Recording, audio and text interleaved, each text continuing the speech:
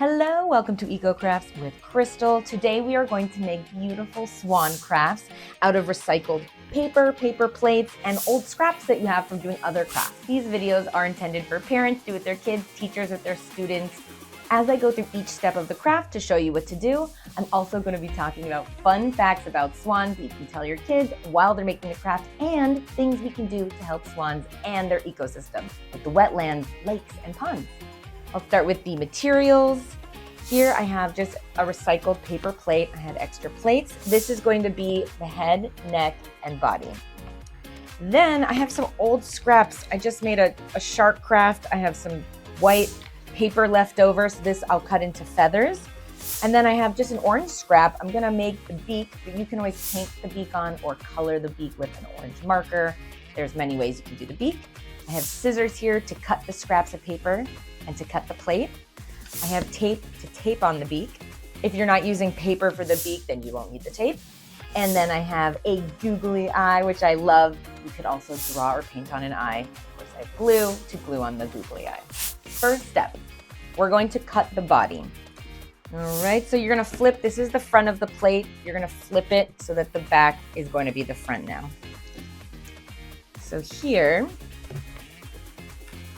you're going to make a head, the neck,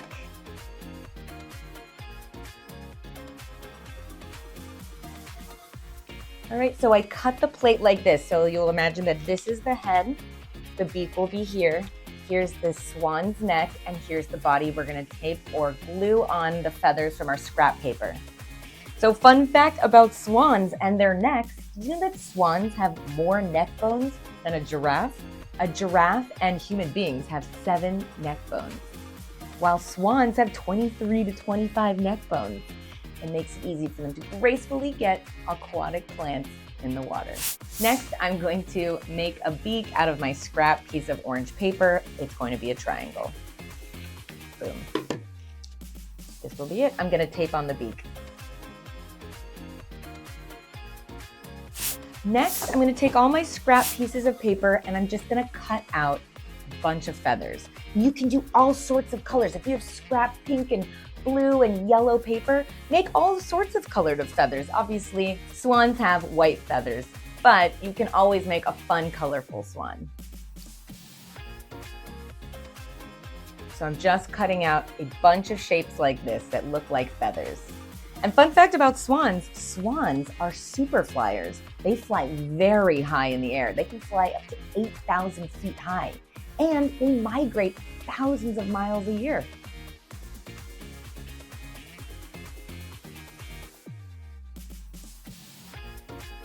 As you can see, I'm just cutting out different sizes of feathers. Some will be bigger, some will be smaller.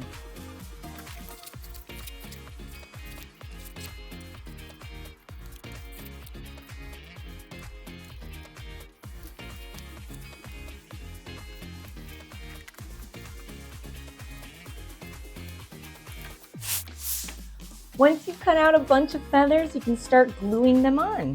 We'll glue them on the body of the swan here. So I'm just spreading the glue. You can use tape. You could even draw on the feathers if you'd like. Fun fact about swans, you know that swans mate for life? They have one partner that they have forever.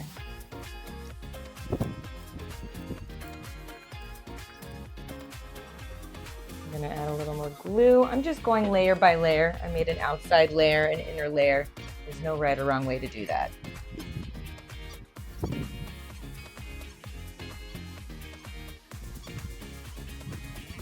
Now we're just missing our eyes. So I'm gonna glue on a googly eye. You can draw on an eye or paint on an eye. And there we have it. Super easy little swan. Swans are so important to our ecosystem. They help balance out aquatic plants in lakes and wetlands. It's important to help protect their homes. We should encourage all the kids to pick up litter anywhere near lakes, ponds, wetlands. We've got to protect swans' homes. You can also start a campaign at your school. You could cut a bunch of these out and put them all over the school and teach people about local wetland birds. Lastly, never feed swans bread. It's not good for them and it just litters up their pond.